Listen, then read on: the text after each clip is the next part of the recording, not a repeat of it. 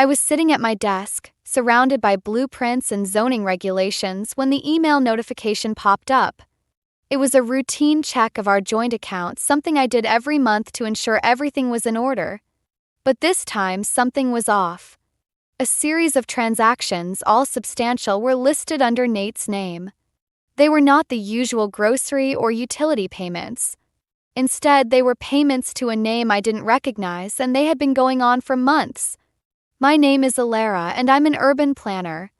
I love my job, creating spaces that bring people together. But right now, all I could feel was a knot tightening in my stomach.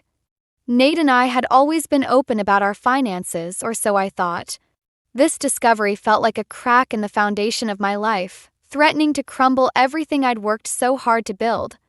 I tried to shake off the unease that settled over me, telling myself there had to be a reasonable explanation. Maybe it was a business expense or a surprise he was planning. But the amounts were too large and too frequent to be anything innocent. I leaned back in my chair, staring at the screen, the numbers blurring together as my mind raced. "Hey, Alara, you okay?" Tessa's voice pulled me back to reality. She stood at my office door, her usual smile replaced with concern.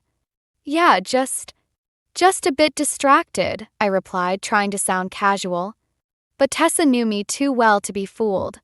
She stepped inside, closing the door behind her. "Distracted by what?" she pressed, settling into the chair across from me. I hesitated, unsure of how much to reveal.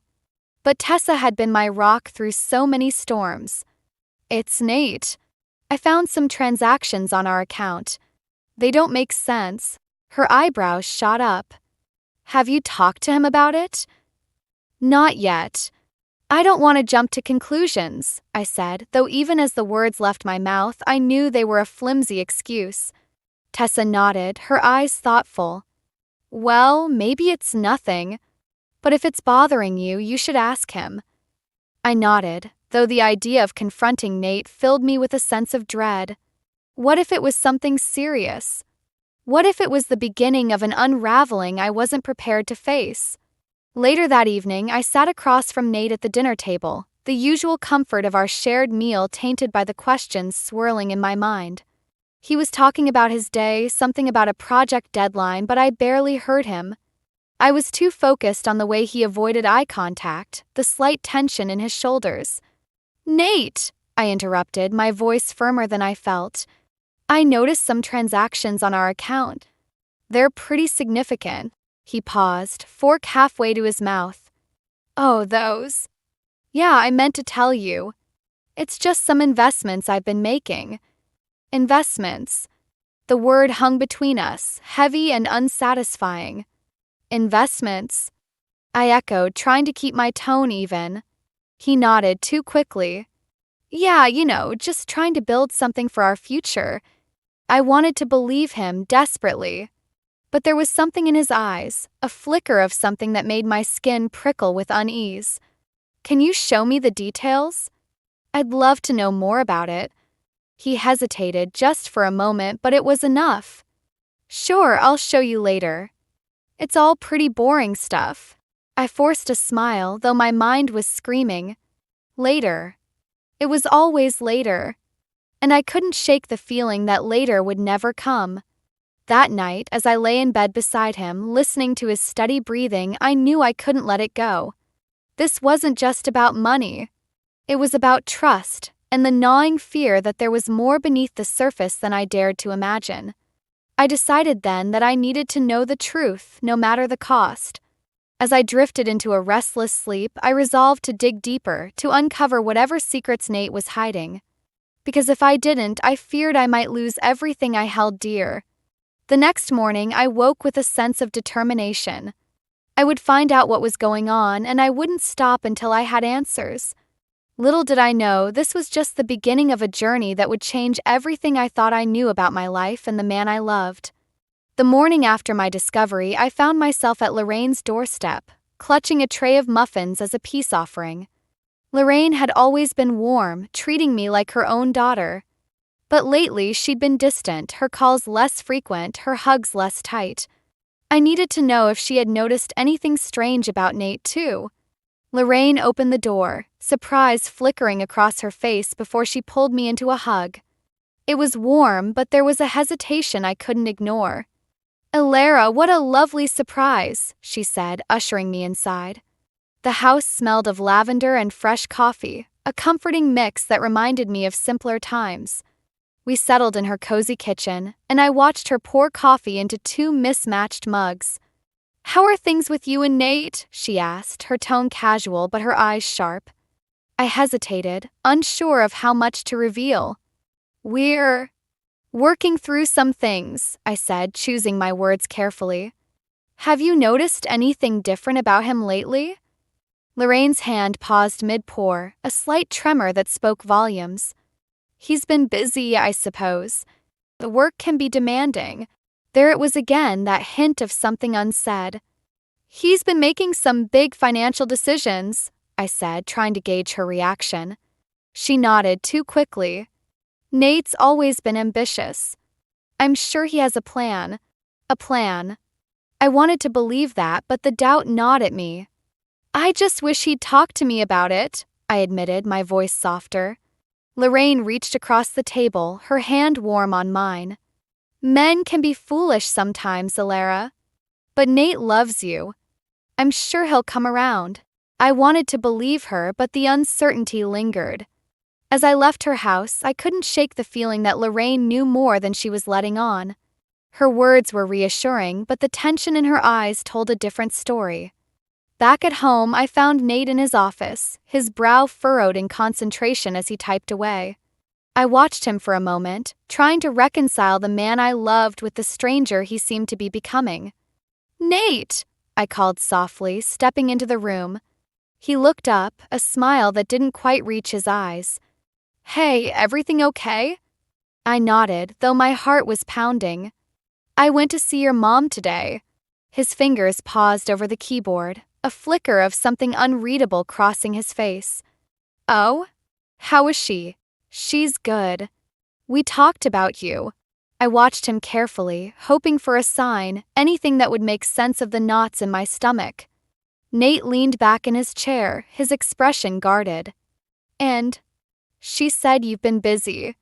I wish you'd talk to me about what's going on." He sighed, rubbing the back of his neck. "Alara, I'm trying to handle it. I don't want to worry you." "But I am worried," I said, my voice firmer than before. "I'm your wife, Nate. We're supposed to handle things together." He looked at me then, really looked at me, and for a moment I thought I saw a crack in his defenses. But just as quickly it was gone. "I promise I'll explain everything soon." That promise hung in the air, fragile and unconvincing. I nodded, though my mind was already racing ahead, plotting my next move. If Nate wouldn't tell me the truth, I'd have to find it myself. Later that night, I called Tessa, my heart pounding as I filled her in on my conversation with Lorraine and Nate's evasiveness. "This doesn't sound good, Alara," she said, her voice crackling over the line. "What's your next step?" "I need to dig deeper," I said, determination hardening my resolve. "I can't keep living in this uncertainty." "Do you want me to help?" Tessa offered, her loyalty unwavering. I hesitated, knowing the risk but needing her support. "Yes. I could use all the help I can get." As we hung up, I felt a renewed sense of purpose. Whatever Nate was hiding, I was going to find out. And with Tessa by my side, I knew I wasn't alone in this fight. The next morning, I woke with a plan. I would start by looking into Nate's recent activities, checking his emails and phone records, anything that might give me a clue. It was a step I never thought I'd have to take, but desperate times called for desperate measures. Little did I know, the truth I was about to uncover would be more shocking than I could have ever imagined, setting me on a path that would test every ounce of strength I had. I sat at my computer, the room dimly lit by the glow of the screen. My heart pounded as I navigated through Nate's email account, the one he never mentioned. It had taken a few guesses and a lot of nerve to crack his password, but here I was, staring at a digital Pandora's box. The first few emails were mundane, work updates, newsletters, spam. But then I found them. A thread of messages with a woman named Emily. My breath caught as I clicked on one, my eyes scanning the words that confirmed my worst fears. "Can't wait to see you this weekend. Miss you so much," read one email, signed with a heart emoji. My stomach twisted as I read on, each message a dagger, revealing a relationship that was far more than just friendship. Emily. I'd never heard of her, but she seemed to know Nate intimately. The emails spoke of shared weekends, whispered secrets, plans for a future that didn't include me. My hands shook as I closed the laptop, the betrayal cutting deeper than I'd imagined. I needed air, space to think. I grabbed my coat and headed out, the cool evening air doing little to calm the storm inside me. I found myself walking to Tessa's apartment, my feet moving on autopilot. She opened the door, her face immediately falling as she saw mine. "Alara, what happened?" she asked, pulling me inside. "I found his emails," I said, my voice barely above a whisper. "He's been seeing someone else." Tessa's eyes widened in shock, but she quickly pulled me into a hug. "Oh, Alara, I'm so sorry." We sat on her couch, the reality of my situation settling in like a heavy fog. "I don't know what to do," I admitted, my voice cracking. "You don't have to decide anything right now," Tessa said gently. "But you need to confront him." I nodded, though the thought of facing Nate filled me with dread. I felt like I was standing at the edge of a cliff, the ground crumbling beneath me. "I don't even know who he is anymore." Tessa squeezed my hand. "You're strong, Alara. You'll get through this." Her words were a balm, but the path ahead felt impossibly daunting. I stayed with her that night, unable to face Nate, unable to pretend everything was normal. The next day, I returned home, my mind made up. I needed answers, and I needed them now. Nate was in the kitchen, sipping coffee, his demeanor casual, as if our world wasn't about to implode. "We need to talk," I said, my voice steady despite the turmoil inside. He looked up, a hint of wariness in his eyes. "Sure, what's up?" I took a deep breath, the words heavy on my tongue. "Who is Emily?" His expression shifted, a flicker of panic quickly masked by feigned confusion. "Emily? What are you talking about?" "I saw the emails, Nate. All of them," I said, my voice rising with each word. "You've been lying to me." He set his mug down, his facade crumbling. "Alara, I can explain." "Explain what?" "That you're married to someone else? That you've been living a double life?" The words tumbled out, raw and accusatory. Nate's shoulders slumped, the fight leaving him. "It's complicated." Complicated. The word felt like a slap. "You think?" I snapped, anger finally breaking through the numbness. "How long has this been going on?" He hesitated, and in that moment I knew the truth was worse than I'd imagined. "A few years," he admitted, his voice barely audible. "Years." My world tilted, the betrayal cutting deeper than any wound. "Why, Nate? Why would you do this?" "I didn't mean for it to happen," he said, his voice desperate.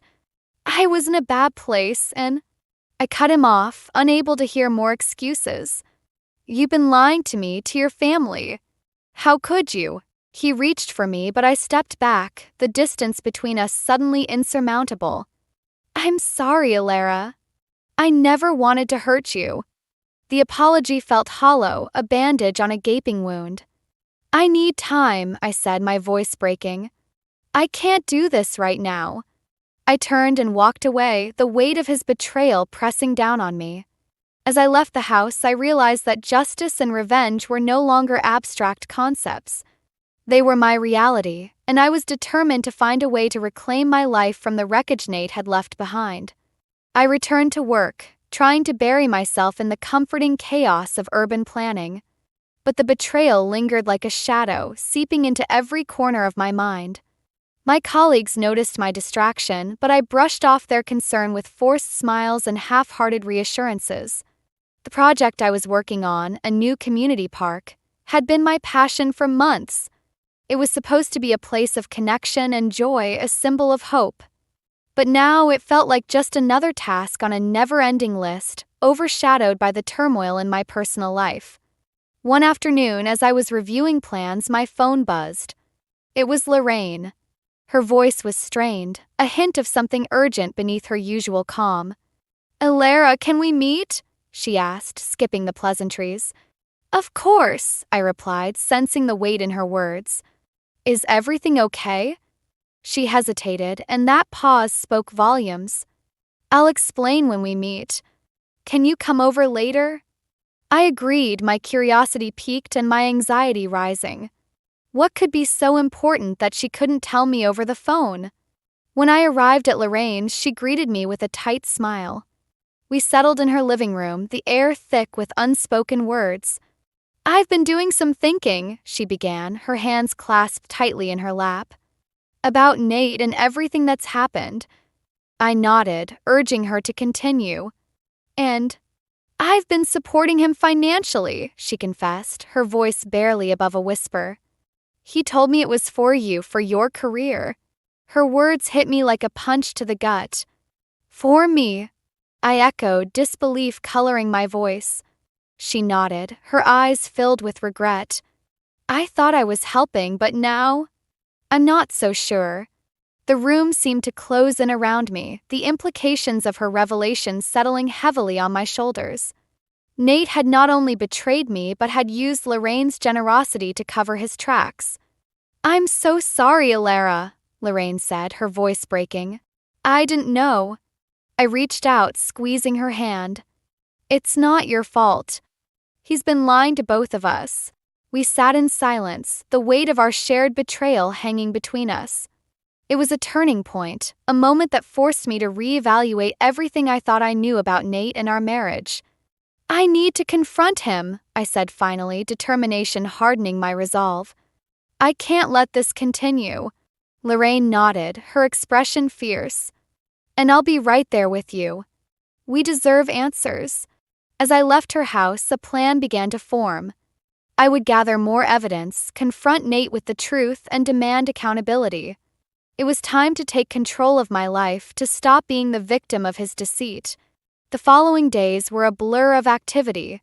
I spent hours combing through bank statements, emails, anything that could give me more insight into Nate's double life. Meanwhile, Tessa helped me piece together a timeline, her support unwavering. But just as I felt I was gaining ground, an unexpected twist shattered my fragile sense of control. I received a call from Harold Mercer, a name I recognized from Nate's emails. He was Emily's father. "Alara, I'm not sure how to say this," Harold began, his voice filled with an unfamiliar tension. "But I think there's something you need to know about Nate." My heart pounded as I listened, each word confirming my worst fears.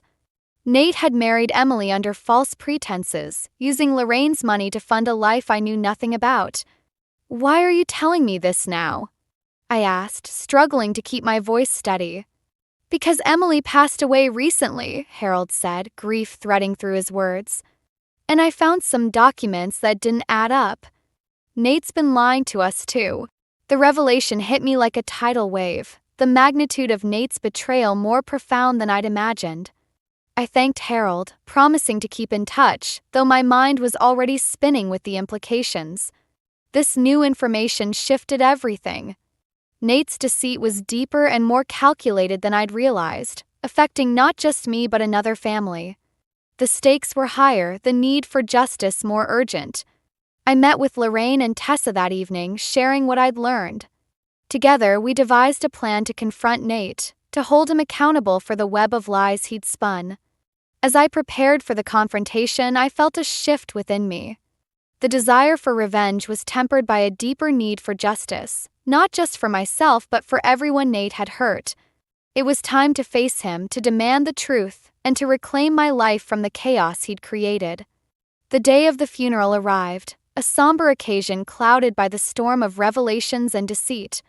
Lorraine and I had decided it was the perfect setting to confront Nate. The irony of exposing his lies at a funeral for a mother who wasn't even dead was not lost on us. We arrived together, the tension between us a shared burden.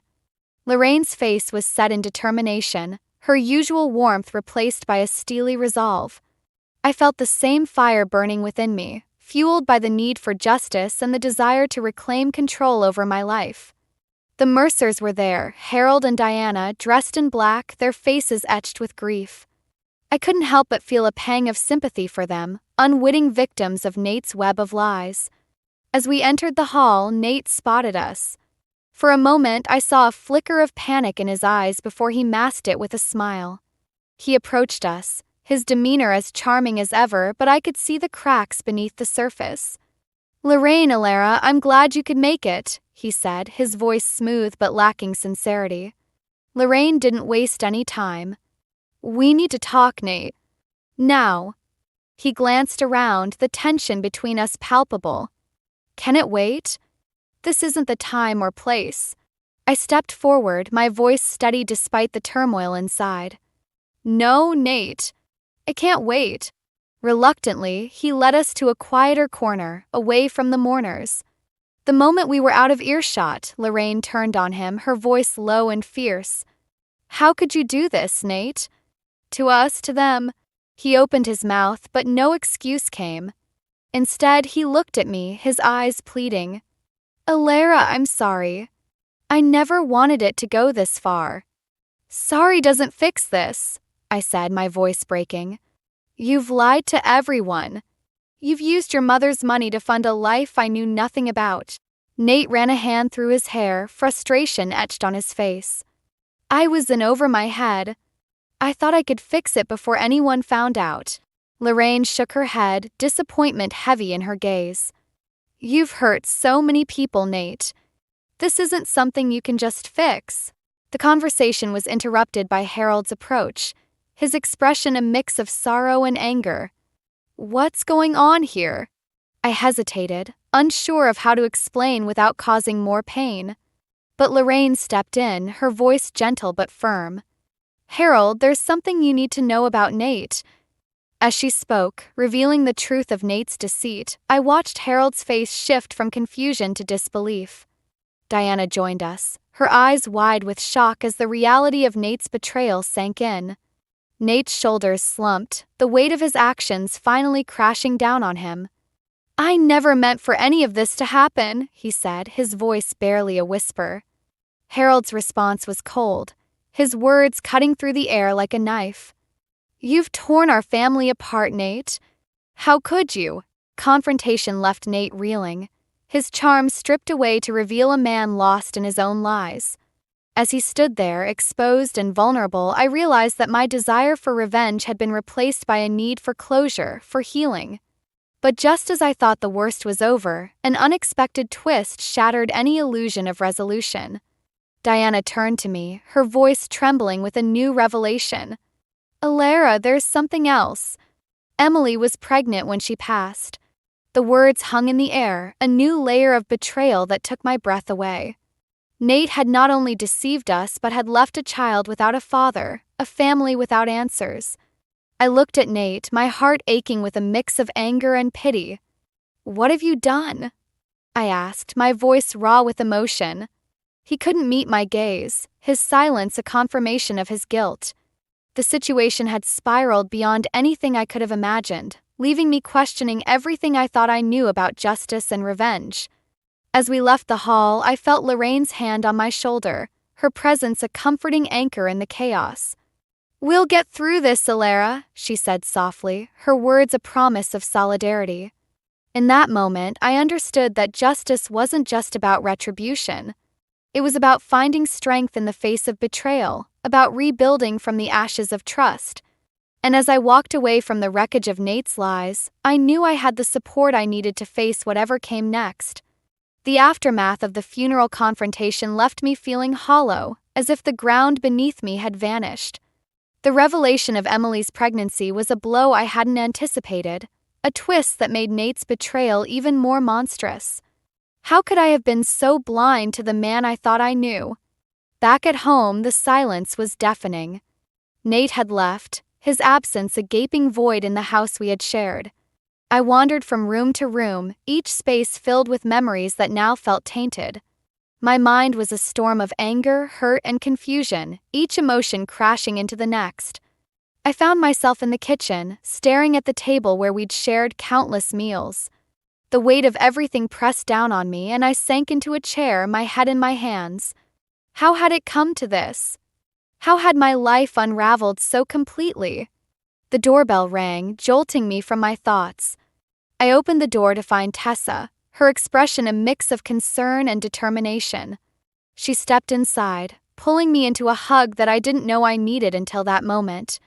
"Elara, I'm here," she said simply, her presence a balm to my frayed nerves. We sat together, and I filled her in on the latest revelations. Her eyes widened with each new detail, disbelief etched on her face. "I can't believe he's done this," she said, shaking her head. "What are you going to do?" "I don't know," I admitted, my voice small. "I feel like I'm drowning." Tessa squeezed my hand, her grip firm and reassuring. "You're not alone, Elara. We'll figure this out together." Her words were a lifeline, but the path ahead felt impossibly daunting.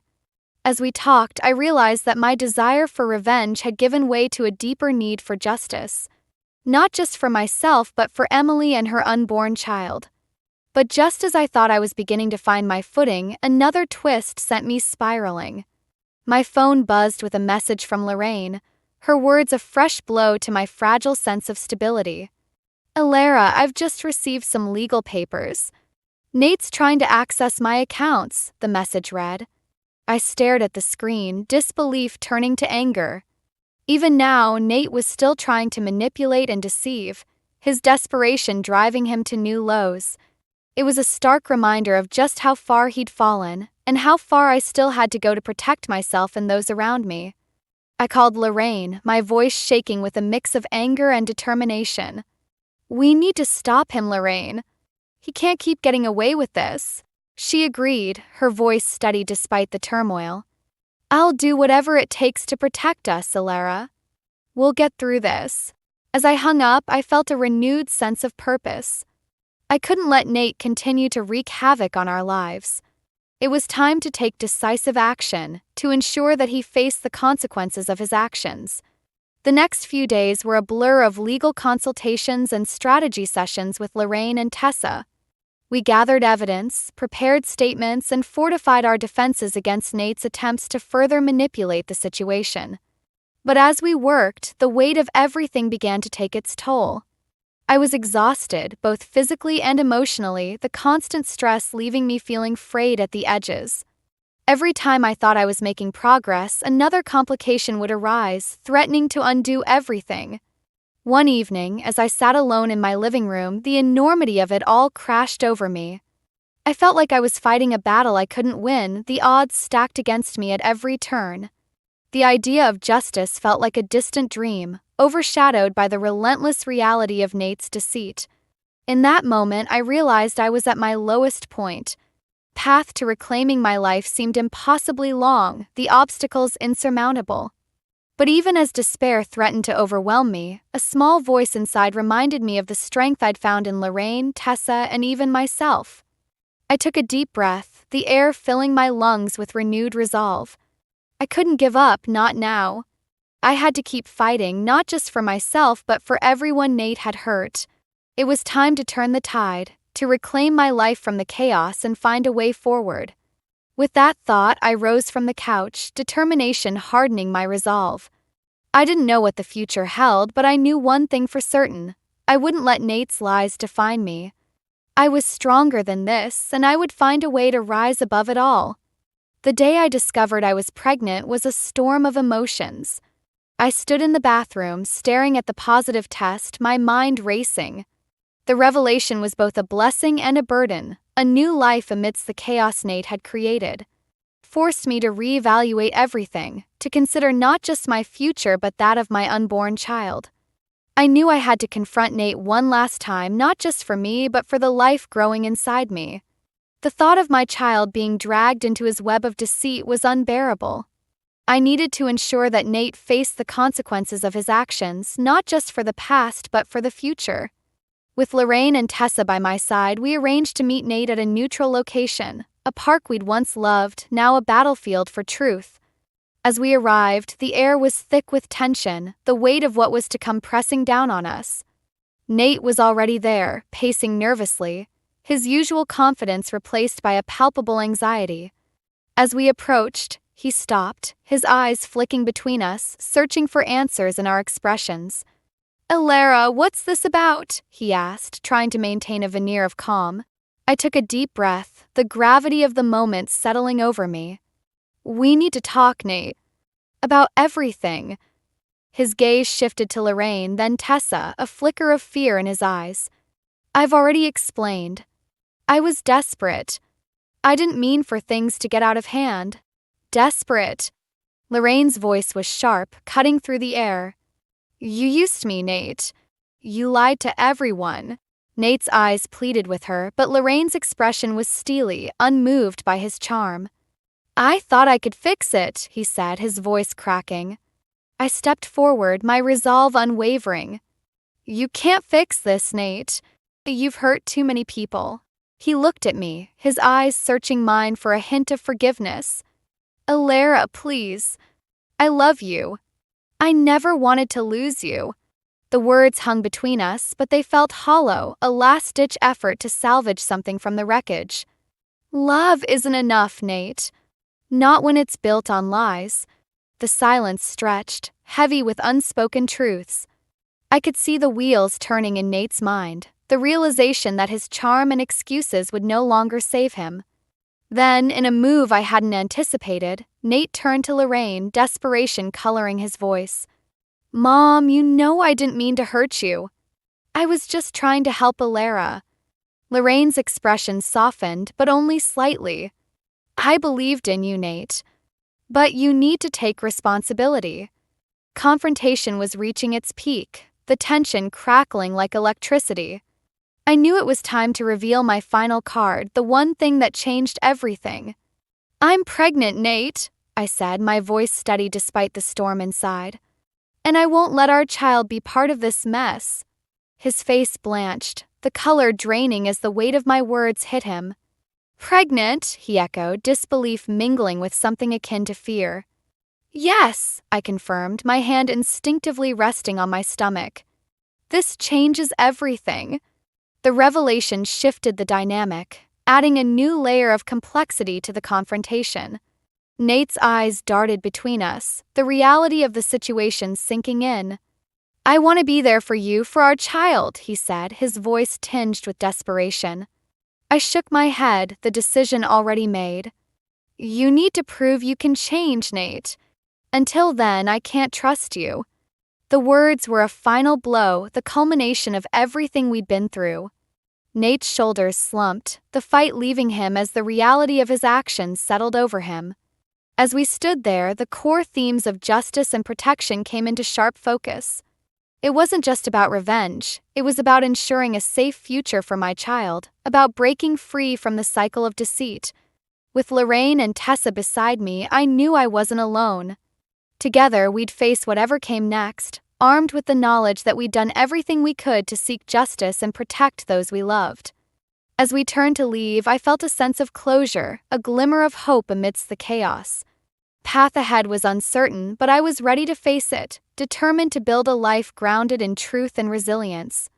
In the months following the confrontation, life slowly began to find its rhythm again. The storm that Nate had unleashed left scars, but it also revealed unexpected blessings and new beginnings. Community Park Project, which had once felt overshadowed by personal chaos, became my sanctuary. It was a space where I could channel my energy and passion, creating something beautiful and lasting for others. Lorraine and I grew closer, our bond forged in the fires of betrayal and resilience. She became a constant presence, offering support and wisdom as I navigated the complexities of impending motherhood.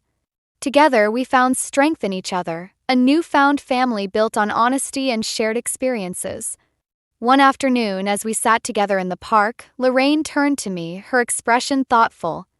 "You know, Alara, I've been thinking a lot about the future." I nodded, sensing the weight of her words. "What about it?" "I've decided to include you and the baby in my will," she said, her voice steady and filled with warmth. The gesture took me by surprise, a testament to the depth of our connection. "Lorraine, I don't know what to say." "You don't have to say anything," she replied, her eyes soft with affection. You're family now, and I want to make sure you're taken care of." Her words were a balm, a reminder that even amidst the chaos, there were moments of grace and kindness. It was a resolution I hadn't anticipated, a final twist that solidified our bond and offered a sense of security for the future. As the days turned into weeks, the whispers of Nate's deceit faded, replaced by the laughter and life of the community I was helping to build. Park became a symbol of renewal, a place where people could come together and create new memories, just as I was doing. One evening, as I was leaving the office, I received a call from Harold Mercer. His voice was calm, a stark contrast to the turmoil of our last encounter. "Alara, I wanted to thank you," he said, gratitude evident in his tone, "for everything you did. It couldn't have been easy." I smiled, though he couldn't see it. "It wasn't, but I'm glad we found the truth." "There's something else," he continued, a hint of hesitation in his voice. "We've decided to start a foundation in Emily's name, to help others who might be in similar situations." The news was unexpected, a resolution that added a layer of depth to the journey we'd all been on. "That's wonderful, Harold." Emily would be proud. As I hung up, I felt a sense of closure, a realization that even in the darkest times, light could be found. It was a reminder that justice wasn't just about punishment, but about healing and growth. With the foundation of my new life solidifying, I found myself reflecting on the journey that had brought me here. The themes of revenge and justice had evolved, revealing the true power of resilience and the importance of protecting those we love. But even as I embraced the future, I knew some questions would remain unanswered. Nate's actions had left a mark, a lingering reminder of the complexity of human relationships and the choices we make. As I walked through the park, the evening sun casting long shadows, I felt the gentle flutter of life within me. It was a promise of new beginnings, a testament to the strength I'd found in adversity. The journey hadn't been easy, but it had taught me the value of truth and the power of forgiveness. And as I looked toward the future, I knew that whatever challenges lay ahead, I was ready to face them with courage and hope. Path wasn't always clear, but with the support of those around me, I was confident in my ability to navigate whatever came next. The story of Nate's deceit had come to an end, but my story was just beginning, filled with the promise of new life and the enduring strength of the human spirit.